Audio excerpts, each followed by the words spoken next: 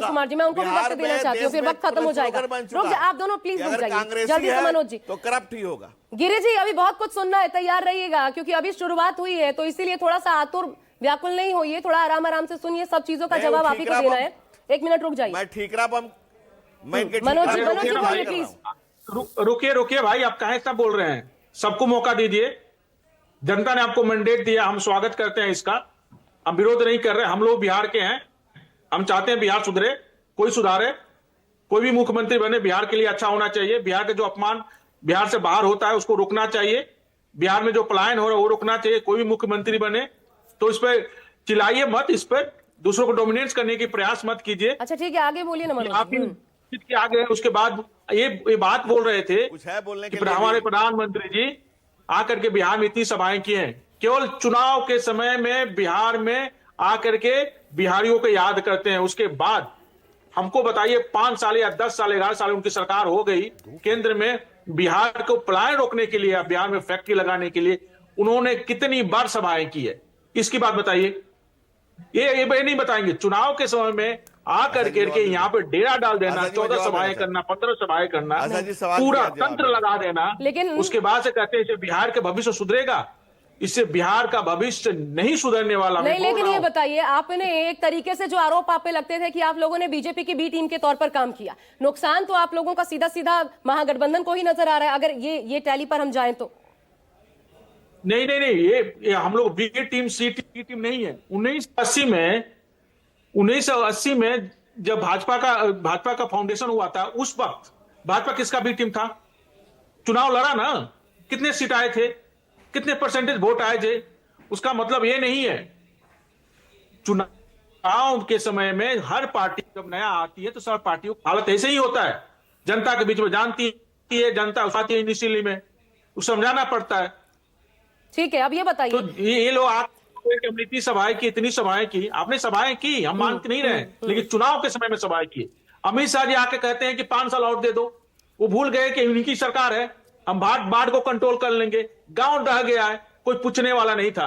अरे तो चुनाव के समय में सभाएं की, उसके पहले सरकार तो इन्हीं की थी ना मनोज जी, दिल्ली में हो, सरकार तो इन्हीं की थी। बिहारियों को मारा पीटा जाता है मैडम, बिहारियों को प्रताड़न दिया जाता है, बिहारी एक गाली बन गई है, तब तो बिहारियों की इनको याद नहीं आती है।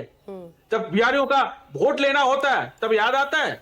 यहाँ पे आके बिहार में ये भाषण देते हैं कि रील बनाओ, पैसे कमाओ, हमको फैक्ट्री चाहिए, हमको अच्छी शिक्षा चाहिए, स्किल डेवलपमेंट चाहिए। जल्दी जी को वक्त देना चाहते हो, रुक जाइए। ठीक है, अब आप लोगों ने आरोप लगा लिए, अब उनको थोड़ा सा वक्त दे दीजिए प्लीज, उनको भी सुन लीजिए। ठीक है,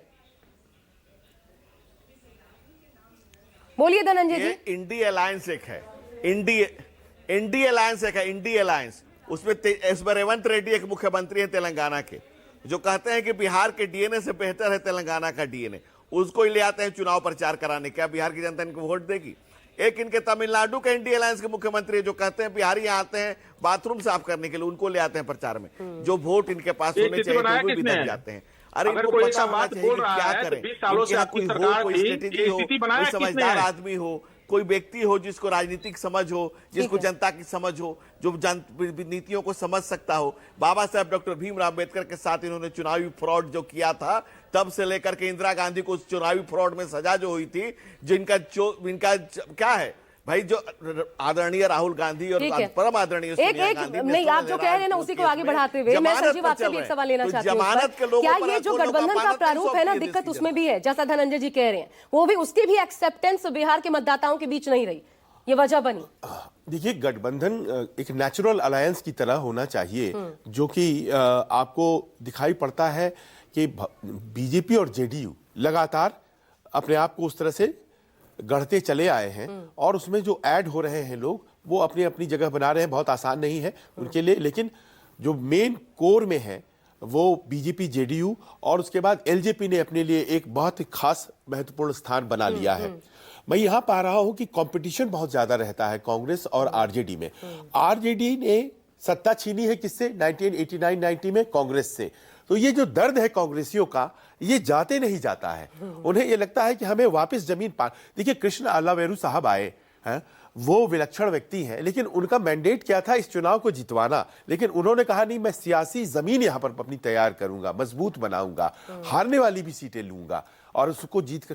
तो ये तो देखिए गलत है ना, या तो आपको प्रायोरिटीज क्लियर नहीं थी, बिल्कुल, या फिर तो ये जो नेचुरल अलायंस वीआईपी के ऊपर अब ये डगमगाएगा संजीव, आप मान रहे हैं डगमगाएगा आगे यूपी में, उत्तर प्रदेश में, हाँ। उत्तर प्रदेश में जाहिर है कि इसका असर होगा। असर होगा। तरन तारण से बड़ी